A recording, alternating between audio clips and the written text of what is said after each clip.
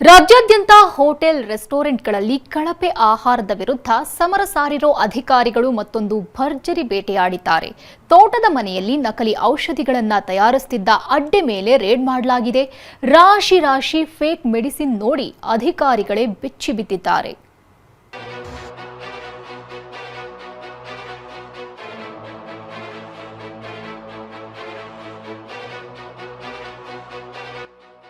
ಆಹಾರ ಮತ್ತು ಔಷಧ ಇಲಾಖೆಯಿಂದ ಭರ್ಜರಿ ಬೇಟೆ.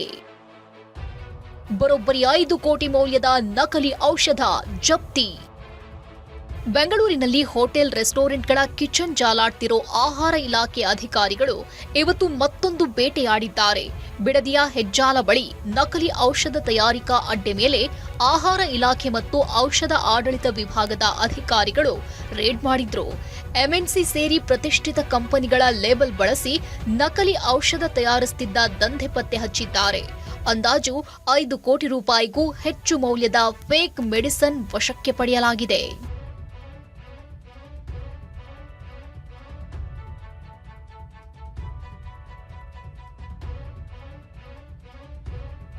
ಬೆಂಗಳೂರು ದಕ್ಷಿಣ ತಾಲೂಕಿನ ದೊಡ್ಡೇರಿ ತೋಟ ಲೀಸ್ಗೆ ಪಡೆದಿದ್ದ ಚೇತನ್ ಎಂಬಾತ ಅಕ್ರಮವಾಗಿ ನಕಲಿ ಡ್ರಗ್ ತಯಾರಿಸುತ್ತಿರೋದು ಗೊತ್ತಾಗಿದೆ.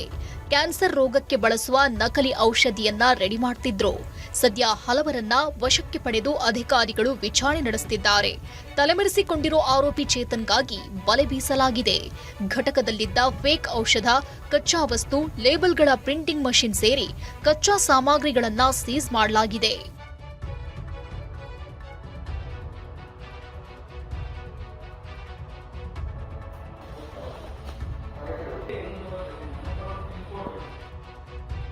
ಆರೋಗ್ಯ ಇಲಾಖೆಯ ಕ್ಯೂಆರ್ ಕೋಡ್ಗೆ ದೂರುಗಳ ರಾಶಿ.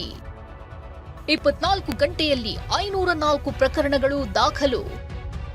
ಇನ್ನು ಹೋಟೆಲ್, ರೆಸ್ಟೋರೆಂಟ್, ಮೆಡಿಕಲ್ ಸ್ಟೋರ್ಗಳಲ್ಲಿನ ಸಮಸ್ಯೆಗಳ ಬಗ್ಗೆ ದೂರು ನೀಡಲು ನಿನ್ನೆಯಷ್ಟೇ ಆರೋಗ್ಯ ಸಚಿವ ಯುಟಿ ಖಾದರ್ ಕ್ಯೂಆರ್ ಕೋಡ್ ಬಿಡುಗಡೆ ಮಾಡಿದ್ರು. ಇದೀಗ 24 ಗಂಟೆಯಲ್ಲೇ 504 ಪ್ರಕರಣ ದಾಖಲಾಗಿದೆ. ಹೋಟೆಲ್, ರೆಸ್ಟೋರೆಂಟ್, ಮೆಡಿಕಲ್ ಶಾಪ್, ಆಸ್ಪತ್ರೆಗಳ ಮುಂಭಾಗ ಕ್ಯೂಆರ್ ಕೋಡ್ ಅಂಟಿಸಿದ್ದು ಜನ ದೂರು ನೀಡುತ್ತಿದ್ದಾರೆ. ಅಲ್ಲದೆ 1902 ನಂಬರ್ ಮೂಲಕವೂ ದೂರು ಸಲ್ಲಿಕೆಗೆ ಅವಕಾಶವಿದೆ. ಡ್ರಗ್ಸ್ಗೆ ಮತ್ತು ಫುಡ್ ಸೇಫ್ಟಿಗೆ ಈ ರೀತಿಯ QR ಕೋಡ್ ಇವತ್ತು ಪ್ರಾರಂಭ ಮಾಡಿದ ಒಂದು ರಾಜ್ಯ ಇದ್ದರೆ ಅದು ಪ್ರಪ್ರಥಮವಾಗಿ ಕರ್ನಾಟಕ ರಾಜ್ಯ ಅಂತ ಹೇಳಲಿಕ್ಕೆ ನಾನು ಬಯಸ್ತೇನೆ. ಆರೋಗ್ಯ ನಮಗೆಲ್ಲರಿಗೂ ಕೂಡ ಮುಖ್ಯ ಅಂತ ನಾನು ಫಸ್ಟ್ ಹೇಳಿದ್ದೇನೆ. ಅವರವರ ಆರೋಗ್ಯ ಅವರವರ ಕೈಯಲ್ಲಿದೆ.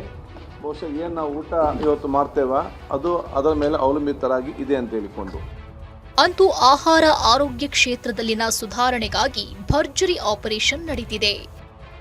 ವಿನಯ್ ಕುಮಾರ್ ಕಾಶಪ್ಪನವರ್, TV9 ಬೆಂಗಳೂರು.